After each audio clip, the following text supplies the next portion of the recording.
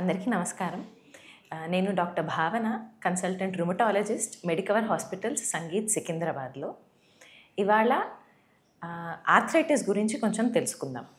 ప్రతి సంవత్సరం అక్టోబర్ 12న ప్రపంచ ఆర్థరైటిస్ దినోత్సవంగా జరుపుకుంటారు. అయితే ఇది ఒక వేడుక కాదు. ఆర్థరైటిక్ వ్యాధుల గురించి అవగాహన పెంచుకునేందుకు జరుపుకునే ఒక రోజు.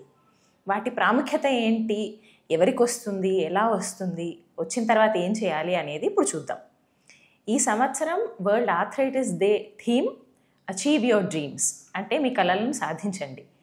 అంటే ఆర్థరైటిస్ ఉన్నంత మాత్రాన జీవితం ఆగిపోదు. దాన్ని ఎలా ఎదుర్కొనాలి అనేది చూద్దాం. అయితే ఈ ఆర్థరైటిస్ సమస్యలు ఎవరిలో వస్తాయి అంటే ఇది జన్యుపరంగా కొన్ని జన్యువుల లోపాలు, రోగనిరోధక వ్యవస్థ లోపాలు, అలాగే పరస్పర ఎన్వైరన్మెంటల్ ట్రిగ్గర్స్ అంటే పర్యావరణ కారకాల వల్ల, వీటన్నిటి వల్ల కూడా కొందరిలో రావచ్చు. ఏ వయసు వాళ్ళలో వస్తుంది అంటే చిన్నపిల్లల నుంచి వృద్ధుల వరకు ఏ వయసు వాళ్ళకైనా రావచ్చు. చిన్నపిల్లల్లో దీన్ని సాధారణంగా జువెనైల్ ఆర్థరైటిస్ అని చూస్తాము.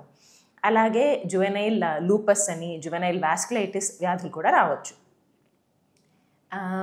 పెద్దలలో రుమటాయిడ్ ఆర్థరైటిస్ అని, సోరియాటిక్ ఆర్థరైటిస్ అని, స్పాండైలో ఆర్థరైటిస్ అని, అలాగే సిస్టమిక్ లూపస్ ఎరిథమెటోసిస్ అంటే లూపస్ సమస్య, లేదా జోగ్రెన్స్ వ్యాధి, సిస్టమిక్ స్క్లీరోసిస్, ఇలాంటి రకరకాల రుమాటిక్ వ్యాధులు కనిపిస్తుంటాయి. వీటన్నిటిలోనూ కూడా ఆర్థరైటిస్ వచ్చే ఛాన్స్ ఉంటుంది. అయితే వృద్ధులలో క్షీణిత వ్యాధులు అంటే డీజెనరేటివ్ ఆర్థరైటిస్ అంటాం. సాధారణంగా చూసేది ఆస్టియో ఆర్థరైటిస్. ఇది రుమాటిక్ వ్యాధి కాదు. ఇది వయసుతో పాటు క్షీణించే కీళ్ళల్లో కార్టిలేజ్ వల్ల వచ్చే ఆర్థరైటిస్. దీన్ని ఆస్టియో ఆర్థరైటిస్ అంటాం అనమాట. అయితే ఇలా ఈ వ్యాధి వచ్చిన వాళ్ళు సహజంగా ముఖ్యంగా ఆడవాళ్లలో ఎక్కువగా వస్తుంటుంది. ముఖ్యంగా వచ్చే రుమాటిక్ వ్యాధి రుమటాయిడ్ ఆర్థరైటిస్ అని. ఈ రుమటాయిడ్ ఆర్థరైటిస్ ఆడవాళ్ళల్లో 2-3 గుణాలు ఎక్కువగా ఉంటుంది మగవారి కన్నా. అలాగే సిస్టమిక్ స్క్లీరోసిస్ కూడా 3 వంతులు ఎక్కువగా వస్తుంది. కొన్ని ఎస్ఎల్ఈ లూపస్ అనే సమస్యలు 7-8 వంతులు ఎక్కువగా వస్తుంటాయి. అయితే మగవారిలో psoriatic arthritis, ankylosing spondylitis, gouty arthritis, ఈ రకమైన వ్యాధులు ఎక్కువగా చూస్తుంటాం. ఇప్పుడు ఇవి ఏ ఆర్థరైటిస్ అయినా కీళ్ళ నొప్పులతోనే వస్తుందా? సో ఏ రకమైన కీళ్ళ నొప్పులు వచ్చినా ఆర్థరైటిస్ అయినా అంటే కాదు. సాధారణంగా ఏదన్నా జ్వరంతో పాటు వచ్చిన కీళ్ళ నొప్పులు నెల లేదా మహా అంటే 6 వారాల్లోపు సద్దుమణిగిపోతుంటాయి. 6 వారాలకు మించి ప్రొలాంగ్డ్గా ఉంటున్న కీళ్ళ నొప్పులు, అలాగే నొప్పులతో పాటు కీళ్ళల్లో వాపు కానీ, దృఢత్వం కానీ, అంటే పొద్దున లేవగానే కీళ్ళల్లో బిగుస్తనంలాగా గమనించడం కానీ జరిగితే ఇవన్నీ ఆర్థరైటిస్ అయి ఉండొచ్చు అని చెప్పడానికి కారకాలు, లక్షణాలు. అయితే వీటితో పాటు కీళ్ళతో పాటు ఇతర అవయవాలు, ఊపిరితిత్తులు కానీ, నరాలు కానీ, హృదయం, కాలేయం, కిడ్నీస్, ఇలా రకరకాల అవయవాలు కూడా ఈ ఆర్థరైటిస్ సమస్యల్లో ఇన్వాల్వ్ అవ్వచ్చు. అయితే ఇప్పుడు ఆర్థరైటిస్ అని నిర్ధారణ అయిన తర్వాత ఏం చేయాలి? ఆర్థరైటిస్ అని ఒక ఫిజిషియన్ కానీ, ఆర్థోపెడిషియన్ కానీ, రుమటాలజిస్ట్ కానీ నిర్ధారించిన తర్వాత ఆర్థరైటిస్ తీవ్రత ఎంతుంది అనేది పరిగణిస్తారు. తీవ్రత ఎంతుంది అనేది చూసి దానికి తగ్గట్టు తీవ్రత కంట్రోల్ చేయడానికి కావలసిన మెడిసిన్స్ని సూచిస్తారు. ఇప్పుడు వ్యాధి తీవ్రత వ్యాధి ప్రారంభ దశలో ఎక్కువగా ఉండొచ్చు, తక్కువగా ఉండొచ్చు. ఆఖరి దశల్లో కూడా ఎక్కువగా ఉండొచ్చు, తక్కువగా ఉండొచ్చు. మన ట్రీట్మెంట్ అంటే చికిత్స అనేది వ్యాధి తీవ్రతని బట్టి ఉంటుంది. అలాగే కీళ్ళను కాకుండా వేరే ఇతర అవయవాలను ఎక్కడైతే ఎఫెక్ట్ చేస్తుందో వాటి ఇన్వాల్వ్మెంట్ని బట్టి ట్రీట్మెంట్ అనేది నడుస్తుంది. ట్రీట్మెంట్ స్టార్ట్ అయిన తర్వాత ఏం చేయాలి?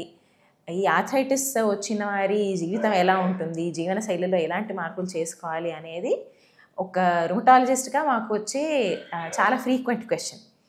అయితే ఆర్థరైటిస్ అనేది నిర్ధారణ అయిన తర్వాత ప్రారంభ దశలో లేదా ఎర్లీ స్టేజ్లో ఇది నిర్ధారించబడింది, కాంప్లికేషన్స్ లేవు లేదా కీళ్ళల్లో డ్యామేజ్ లేదు, ఈలోపే కరెక్ట్గా ట్రీట్మెంట్ స్టార్ట్ అయింది అంటే వాళ్ళ జీవితం నార్మల్గా ఉంటుంది, నార్మల్ లైఫ్ స్టైల్ పాటించవచ్చు, నార్మల్ లైఫ్ స్పాన్ ఉంటుంది, వేరే కాంప్లికేషన్స్ రావు కరెక్ట్గా ట్రీట్మెంట్ వాడితే. ఇలా కాకుండా ఒకసారి జాయింట్ డ్యామేజ్ అనేది స్టార్ట్ అయిన తర్వాత లేదా ఇతర కాంప్లికేషన్స్, లంగ్స్లో ఫైబ్రోసిస్ రావడం లాగా, నర్వ్స్లో న్యూరోపతి రావడం, కిడ్నీ ఇన్వాల్వ్మెంట్ రావడం, ఇలాంటి వాటికి ట్రీట్మెంట్ వేరుగా ఉంటుంది, వాటి రిజల్ట్ కూడా అంత నార్మల్గా అవ్వకపోవచ్చు. సో ప్రారంభ దశలో నిర్ధారించిన తర్వాత ట్రీట్మెంట్ స్టార్ట్ అయిన తర్వాత రెగ్యులర్గా రుమటాలజిస్ట్ దగ్గర లేదా ఫిజిషియన్ దగ్గర ఫాలో అప్కి నిర్ధారించిన టైంలో చూపించుకుంటూ ఉండాలి. చూపించుకుంటూ వాళ్ళు ప్రిస్క్రైబ్ చేసిన మెడిసిన్స్ కరెక్ట్గా వాడుకుంటూ అలాగే ప్రిస్క్రైబ్ చేసిన టెస్ట్ కూడా క్రమబద్ధంగా చేయించుకుంటూ చూపిస్తూ ఉండాలి. వేరే ఆహార శైలిలో లేదా వ్యాయామ శైలిలో ఏమన్నా మార్పులు చేసుకోవాలా అంటే ఆహారం బ్యాలెన్స్డ్ హెల్దీ డైట్ అనేది ఫాలో అవ్వాలి. ప్రాసెస్డ్ ఫుడ్స్ లేదా ఎక్కువ షుగర్ ప్రోడక్ట్స్, ఎక్కువ ఆయిలీ ఫుడ్స్ ఇవన్నీ అవాయిడ్ చేయాలి.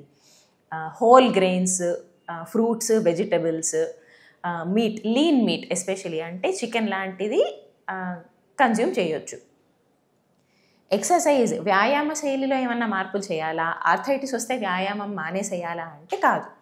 ఆర్థరైటిస్ ఉన్నవాళ్ళు కూడా మైల్డ్ ఎక్సర్సైజెస్, ఏరోబిక్ ఎక్సర్సైజ్ అవ్వచ్చు, రెసిస్టెన్స్ ఎక్సర్సైజెస్ అవ్వచ్చు, బ్యాలెన్స్ ఎక్సర్సైజెస్ అవ్వచ్చు, ఫ్లెక్సిబిలిటీ అవ్వచ్చు. ఎవరి వయసుకు తగ్గట్టు, ఎవరి ఎక్సర్సైజ్ కెపాసిటీకి తగ్గట్టు వాళ్ళు ఎక్సర్సైజ్ డైలీ చేసుకోవాలి క్రమం తప్పకుండా.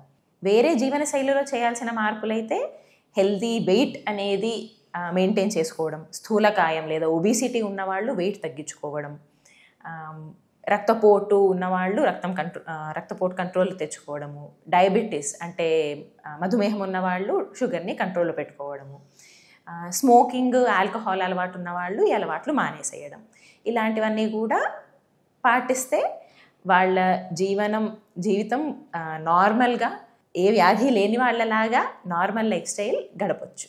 Thank you.